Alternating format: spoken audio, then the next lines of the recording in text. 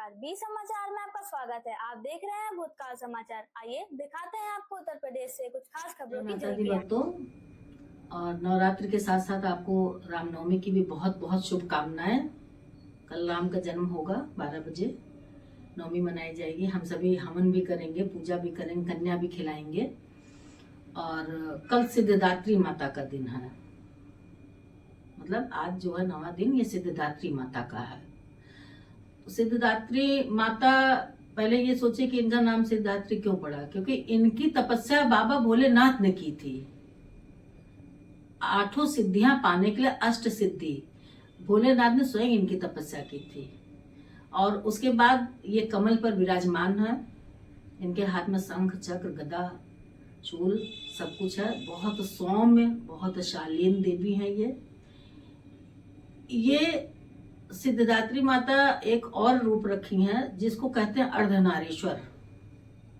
आपने देखा होगा जब शिव जी ने इनकी तपस्या की तो ये दोनों आधे आधे होके अर्धनारीश्वर की। वैसे भी अर्धनारीश्वर की पूजा आप घर में फोटो जरूर लगाए। क्या होता है, कहते हैं कि अर्धनारीश्वर की फोटो लगाने से पति पत्नी में बहुत बढ़िया संयोग रहता है, क्योंकि बाबा और माँ एक जैसे एक ही में समाहित है। तो ये हर पति पत्नी का है कि आधे पत्नी का आधे पति का अंग होता ही है। तो अर्धनारीश्वर की आप लोग तस्वीर घर में जरूर लगाइए। बाकी सिद्धदात्री माता को भोग में हलवा, चना और पूरी चढ़ता है, और शहद और घी वगैरह तो मैंने बता ही दिया कि आप लोग रोज ही चढ़ाइए। कन्या जिमाइए, 9 कन्याएं बुलाइए छोटे। और 8 साल से बड़ी कन्या मत लाइएगा। 3 साल से शुरू करिए कि बच्चे खा लें, थोड़ा खाने लायक हो। और 8 साल से बड़ी मत रखिएगा, क्योंकि बहुत ज्यादा बड़ी कन्याओं की पूजा नहीं करनी चाहिए। और एक बात और आपको बताया कि माता को खट्टे फल नहीं चढ़ाना चाहिए। नींबू है, संतरा है, अंजीर है, मतलब खट्टे फल माँ को, और सड़े गले फल कभी मत चढ़ाइए। सूखा नारियल मत चढ़ाइए, चढ़ाई तो पानी वाला नारियल चढ़ाइए। इससे माँ जो है कुपित होती हैं थोड़ी सी, मतलब उनको गुस्सा आता है। अब हमें को कोई सड़ा गला चीज दे देगा तो गुस्सा नहीं होंगे, वो तो माँ है। और इनका बहुत सुंदर रूप है। बस ये जान लीजिए कि इनसे सिद्धि की प्राप्ति होती है। सिद्धदात्री माता नाम भी है, इनसे सिद्धि की प्राप्ति होती है। अष्ट सिद्धि जब बाबा भोलेनाथ ने स्वयं लिया तो हम लोग को तो सिद्धि पूजा करने से माँ देंगी, थोड़ा सा अपना आशीर्वाद तो देंगी ही देंगी ना। और माँ के मंत्र हैं ओम ऐं ह्रीं क्लीं सिद्धदात्रे नमः। आप इस मंत्र का कल पूजन करिए, हवन के साथ हवन करिए बढ़िया सा। अगर हो सके तो पंडित बुला लीजिए, नहीं तो अपने आप ही करिए।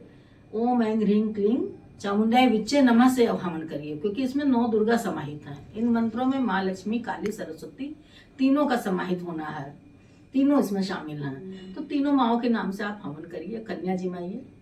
बाकी रामनवमी की भी आप लोग पूजा करिए, क्योंकि कल भगवान का जन्म होना है। कहते हैं ना, राम आएंगे तो अंगना सजाऊंगी, राम आएंगे, राम आएंगे तो अंगना सजाऊंगी, दीप जला के दिवाली में मनाऊंगी, राम आएंगे, मेरी झोपड़ी के भाग आज खुल जाएंगे, राम आएंगे, मेरी झोपड़ी के भाग आज खुल जाएंगे, राम आएंगे।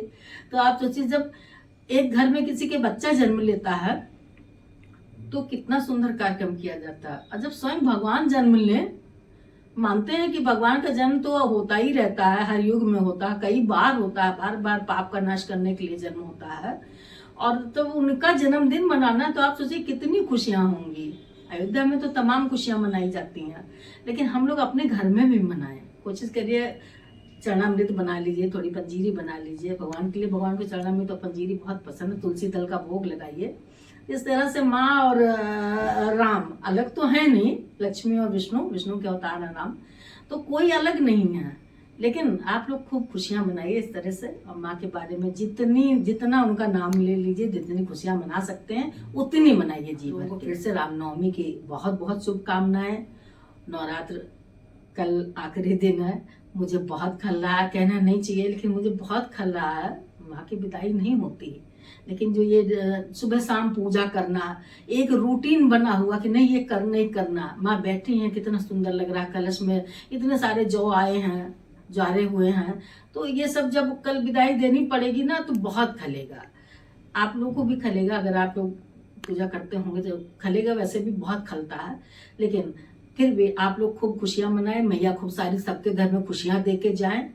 और हमारी यही शुभकामनाएं हैं आप लोगों को, खूब अच्छे से रहें, सब परिवार मिल के रहें, किसी की आंख में आंसू नहीं आने दीजिए। पहला, भगवान को सबसे ज्यादा ये पसंद है कि आप किसी भूखे को एक रोटी खिला दीजिए और उसके आंख में आंसू नहीं आने दीजिए। ये भगवान को बहुत पसंद है। अगर आपने किसी को रुला दिया तो आपकी सारी तपस्या खराब हो जाएगी। इसलिए अब हम आपको यहीं विराम लेते हैं। जय माता दी। फिर से बहुत बहुत शुभकामनाएं। आप लोग चैनल को सब्सक्राइब, लाइक, शेयर जरूर करें। थोड़ी थोड़ी बातें सबको पहुंच जाएं, सब जान जाए कि हमने क्या बताया। जय माता दी।